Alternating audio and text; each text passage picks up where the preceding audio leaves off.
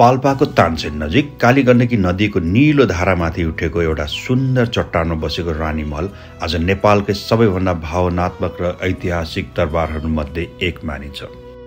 रानी महलको सिडी चढ्दा तिमी सम्झिदा मन छिया नदीको शान्त बग्दो पानी, पहाडी पाखाको हरियाली, चट्टानको मजबुत आकार र वरिपरिका सुन्दर मैदानसँग यो दरबारको अस्तित्वले कुनै पुरानो प्रेम कथाको अध्याय जस्तै महसुस गराउँछ।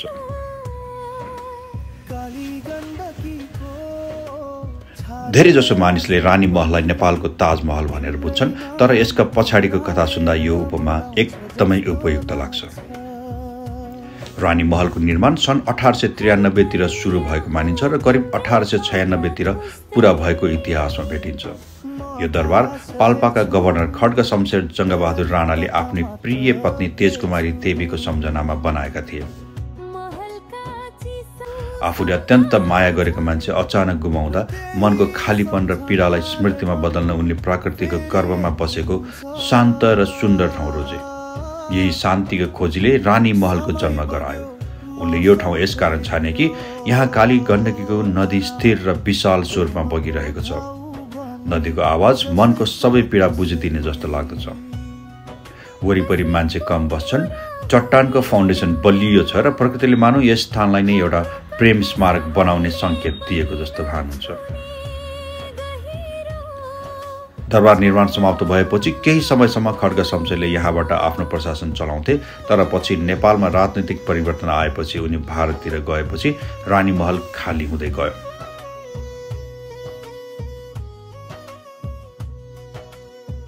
रानी महलमा तिमी म भेटिएका दिन संरक्षण अभावका कारण दरबार केही वर्षमै जीर्ण बन्न थाल्यो। ढोका झ्याल उखेलिन लागे र बनावट कमजोर हुँदै गयो। तर स्थानीय बासिन्दाले यसको महत्त्व कहिल्यै बिर्सेनन्। पाल्पा नगरपालिका, सामुदायिक समूह, नेपाल सरकार र विभिन्न सङ्घ संस्थाहरूले पछि यसलाई संरक्षण गरी फेरि पुरानै सुन्दर स्वरूपमा ल्याए। आज रानी महल फेरि चम्किएको छ, फेरि जीवित छ, फेरि हजारौं यात्रुको मन जितिरहेको छ। रानी महलको बाहिरी रूप हेर्दा सेतो र हल्का नीलो रङले सजिएको दुई तल्ले दरबार चट्टानमाथि एकदमै शानले उभिएको देखिन्छ। भित्री संरचना पुरानो युरोपियन नियो क्लासिकल डिजाइनमा बनाइएको छ। भित्र साना ठुला कोठाहरू, पुराना काठका ढोकाहरू, बैठक कक्ष, पूजा कक्ष र नदीतिर खुल्ने बार्दली आज पनि इतिहासको सुवास बोकेर बसेको छ। झ्यालबाट हेर्दा काली गण्डकीको भाव एकदमै नजिकबाट देखिन्छ, मानौ दरबार आफै नदीसँग कुरा गर्दै बसेको छ। बाहिर खाली आँगन, वरिपरिका रुख र चट्टानी भूगोलले यो स्थानलाई अझै स्वाभाविक र काव्यमय बनाएको छ। रानी महल वरिपरि फैलिएको प्राकृतिक सौन्दर्य अत्यन्तै मनमोहक छ। मानस पटलमा बस्ने किसिमको शान्त वातावरण, चराहरूको आवाज, नदीको गुन्जन, पहाडी पाखाको हरियाली र हावामा धुलिएको सुगन्धले यो स्थानलाई पुरा यात्रा अनुभव बनाउँछ। जो कोही यहाँ पुग्छ उनीहरूले मौसम, प्रकृति र इतिहाससँग एकै पटक भेटघाट गरेको जस्तो महसुस गर्छन्। रानी महल पुग्ने दूरी स्थान अनुसार फरक हुन्छ। काठमाडौँबाट यहाँ पुग्न लगभग 315 देखि 325 किलोमिटर यात्रा गर्नुपर्छ। यात्रा काठमाडौँबाट मुगलिङ, नारायणघाट, भरतपुर हुँदै वालिङ अनि वालिङबाट तानसेन र तानसेनबाट रानी महल रोड झर्दै गरिन्छ। पोखराबाट करिब 125 किलोमिटर पर्दछ र यात्रा सामान्यतया 3 देखि 4 घण्टामा पुरा हुन्छ। बुटोलबाट तानसेन हुँदै झर्दा करिब 60 किलोमिटर जति यात्रा मात्र पर्दछ। तर सबैभन्दा छोटो र सहज यात्रा तानसेन बजारबाट हो। तानसेनबाट करिब 13 देखि 15 किलोमिटर झर्दै काली गण्डकी किनारा नजिक पुगिन्छ र अन्तिम केही किलोमिटर कच्ची सडक पार गरेपछि रानी महलको सेतो आकृति चट्टानमाथि एकदमै सुन्दर देखिन्छ। आज रानी महल केवल एउटा पुरानो दरबार मात्र होइन, यो पाल्पा र सारा नेपालका लागि ऐतिहासिक धरोहर र भावनात्मक प्रतीक हो। प्रेम, समर्पण, वियोग र स्मृतिको आवाज बसेको यो दरबार हजारौं यात्रीलाई नजिक तान्दछ।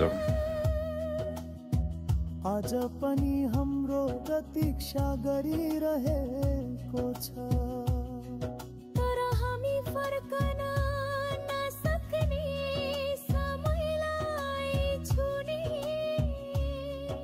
प्रयास मात्र गर्दै। परिवारका सदस्य, जोडीहरू, विद्यार्थी, शोधकर्ता वा बस शान्त वातावरण खोज्ने मानिस सबैले यहाँ केही न केही प्रेरणा पाउँछन्।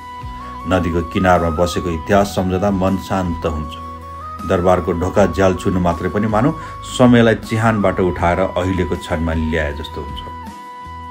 नदीको छेउमा बस्दा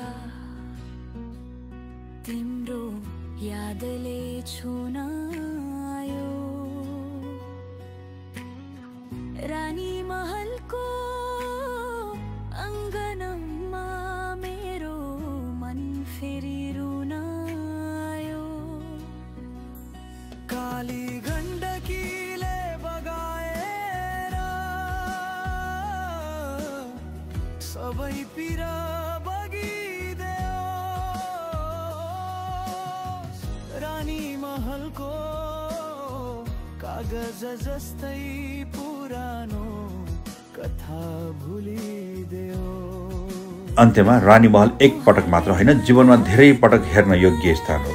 यसको सुन्दरता मौसमसँगै बदलिन्छ, नदीको रङ बदलिन्छ, आकाश बदलिन्छ, तर यसका भित्तामाथि लेखिएको भावनाको कथा कहिल्यै बदलिँदैन। यदि तपाईँले अझै रानी महल हेर्नु भएको छैन भने आफ्नो यात्रामा एक दिन छुट्याएर यो स्थानमा पुग्नुहोस्। यहाँको शान्ति, प्राकृतिक सौन्दर्य र इतिहासको गहिराईले तपाईँको मनमा एउटा स्थायी छाप छोडिदिनेछ।